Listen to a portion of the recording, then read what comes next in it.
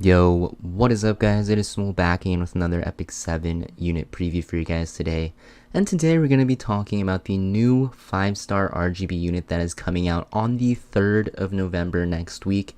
And that unit is the unit you see on your screen here, Arunka. Now, everyone thought that she would be a limited unit, but she is just a normal RGB 5-star, guys. You don't have to worry about missing out on her if you guys are wasting a lot or spending a lot of bookmarks on the custom triple banner. If you guys miss Arunka, guys, she'll come back in the future and you can always pull her from like the element summons and even the regular covenant summons if you get lucky. Yeah, her artwork looks really sick, guys. It's kind of one of the biggest reasons why everyone was expecting her, just because of her artwork and her animations in game.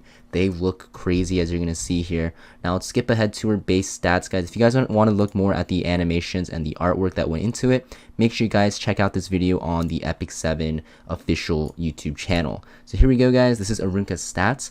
You're going to see she is a Scorpio, so if you guys want to ready your catalysts, you can start getting prepared right now. She's an Earth Warrior, like I said, and if you look at her base stats, her attack is super high. You're going to see why it is so high when we look at her passive in her S2. Her HP is decent as well. Her speed is a bit low for a warrior, actually very low. Her defense is pretty decent, and you're going to see she has no effectiveness, effect resist, crit chance, or crit damage from her awakenings. And this is kind of going to be because of the fact that she's a pure damage dealer, as you'll see. That scales purely with attack, very similarly to Hwayoung and Summertime Mysteria. Looking at her imprints, guys, she has HP for her team or attack percent for herself, which is going to synergize very well with her kit after we look at her skills. You're going to see right here, jumping right into it, we have her S2. It is a passive ability. It's going to be a 30% attack boost. Now, pre-Hwayoung nerfed, Hwayoung's attack boost was at 50%. After the nerf, it's at 30% now, and the same with Arunka at 30%, so it's nothing too crazy. You're also going to see that you cannot trigger a critical hit, like I said, and at the end of an enemy's turn, when the target is granted a barrier, you will CR push yourself by 10% at max mola. So this is very good because we have a new barrier set coming out, and if you have Arunka against the barrier set, you'll be CR pushing yourself at the end of every enemy's turn if the barrier is still on. Also very good against units like Fallen Cecilia because of that barrier that's on the entire enemy team. Also very good against units like Peyra, for example. You can cut Peyra's, you can cut Arya's team very easily. Just anything that uses barriers, right? Even DNs, right? Arunka will be able to cut very easily because remember, DN puts up a barrier on her S2. So, you know, there's a lot of units that use barriers that you guys might not think of. So you guys have to be very wary about drafting into Arunka now in PvP because of the fact that Arunka looks like a very good barrier counter. And you're going to see why when we look at the rest of her kit. So let's look at her S2 in action, guys. You can see how this can take into place. You're going to see, you know, Moon Bunny Dominion takes her turn, and because there's a barrier on the enemy team, you're going to see Arunka actually cuts because after Moon Bunny Dominion's turn ends, Arunka got that CR push. So she got to disrupt the enemy team, and she'll be able to do, you know, her S3. And you're going to see what her S3 is right here. So her S3, guys, a Thrashing in the Prairie. The icon looks very similar to Hwayoung's skill, which is kind of funny. But you're going to see that it is a attack buff to herself for 2 turns before she goes up to attack. And if you kill an enemy with this, you'll inflict extinction, meaning they cannot get revived by, you know, any revive mechanics. You'll also penetrate the target's defense by 70%, so very similar to Hwayoung's S3, guys. And when the target is granted a barrier, you'll increase the damage dealt. So people are drawing comparisons to Arunka, right? Because, you know, her S3 looks very similar to Hwayoung's S3. Her S2 gives her that passive attack, but instead of a barrier to herself, she has a CR push. But the thing is, you're going to see that her place is going to be a lot different. So for Arunka, guys, right, you're going to see first off, you know, she doesn't have that HP difference, so you don't have to use her against, you know, really tanky units. You can use her against squishy units that have barriers, which makes her a lot better into squishier teams. Also, she doesn't have a self cleanse for herself, so even if she gets like blinded and stuff like that, she'll be pretty hard to actually, you know, make use of because of the fact that she can't cleanse that blind off. She can't cleanse like decrease attack down from like a unit like Conqueror Lilius and stuff like that off before S3ing. But she does have an attack buff, which is very nice. Hwayoung does not have an attack buff of her own. She always needs someone to attack buffer. But with Arunka, she does have an attack buff for herself. Just keep in mind, not having that cleanse like Hwayoung might make her a lot worse of a tank killer than you think because of the fact that, you know, cleansing was very powerful in Hwayoung's kit. So looking at the damage and the animation, guys, this animation looks crazy. You can see this is the S3 going into a barriered Senya here. And yeah, that's a beautiful animation, actually crazy, and 20k damage with extinction. I'm not sure what buffs she had up. Let's actually check really quick. So she had just the barrier, nothing to mitigate damage. But yeah, pretty cool. No Aureus as well. So yeah, I don't think this ability will do as much damage as you guys think.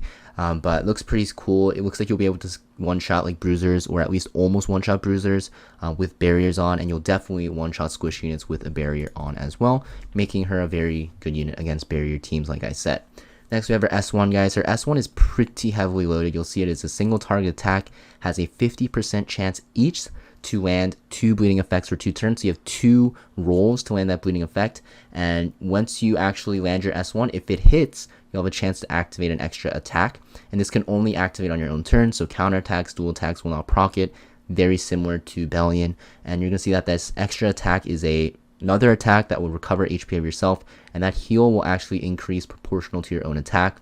And Arunka will probably be built on a very similar build to Hwayoung, except you can even drop her attack a little bit lower for more bulk to make her more tankier, and you can probably, heal yourself very easily and also sustain yourself very easily and be just very annoying on the battlefield, right? If you're against a team, like I said, with a lot of barriers, you can sustain yourself, get your S3s off constantly, CR push yourself over and over, get your S3 off cooldown, just be a very, very annoying threat. You can soul burn this for 10 soul, guys, to actually have a 100% chance to activate this expose, making her very, very annoying to deal with. So you're going to see, her kit looks pretty cool. I think she's going to be a pure barrier counter, guys. I don't think you'll have a real reason to use her unless you're against teams with barriers, like I said, because, there's a lot of good earth units out there that can be damage dealers, but nothing too crazy. But yeah, you're going to see this is they're just replaying the clip here. I don't know why this happened, but this is the secondary attack. Does 6k damage. So the first attack I think did like 5k, secondary does 6k here, and you're healing yourself for 2200, so not that bad, right? Especially because this Arunka had 14k HP. So yeah, looking at her artifact, guys, you're going to see it is a increased attack buff of all your allies by 5%, and increased hit chance of the caster by 20%. So I don't know if this will be very, very good. I think this can be okay on units, that you want to have increased hit chance on to go against evasion units, but this increased attack of all allies is not that great, because usually units that want to increase hit chance of themselves want more than 5% attack. They want like heavy hitting artifacts such as like Symbol of Unity, because they're trying to one-shot evasion units. So I think this is pretty weird. I don't think this will be that great. Maybe it'll be good in like hunt one-shot teams because of that increased attack. But for the most part, guys, I think Arunka is going to be run on, like I said, like Sigurd's Scythe, or like you saw, a little Queen's Crown. I think that's what it's called. The Chloe artifact seems pretty good with her as well, because it does more damage against barriered units. So yeah, there's a lot of good artifacts. Draco Plate obviously won't work because she can't crit. I think her artifact seems okay, but nothing too crazy. So yeah, that's pretty much it for this video though, guys. Like I said, she is coming out, like I said, on November 3rd, as you can see here. So make sure you guys save your bookmarks if you want her. Honestly, if you miss out on her, I don't think it's anything too crazy. I think she's going to be okay, but nothing too insane. She's just going to be a counter to barrier units.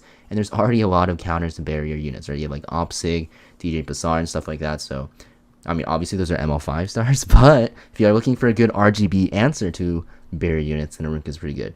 But if you already have those ML5 stars, then probably not a big deal. And honestly, barrier units aren't that big of a problem in the meta, to be honest. It's just nice to have a counter. It's not really necessary, right? But it is a good option to have in your team, but definitely not necessary, like I said. If you guys miss out on your banner, she's not limited, so you'll be able to pick her up later from element summons or from regular summons, so don't worry too much about it. Definitely prioritize the custom triple banner for sure. That being said, thanks for watching, guys, and I'll see you guys next time. Peace.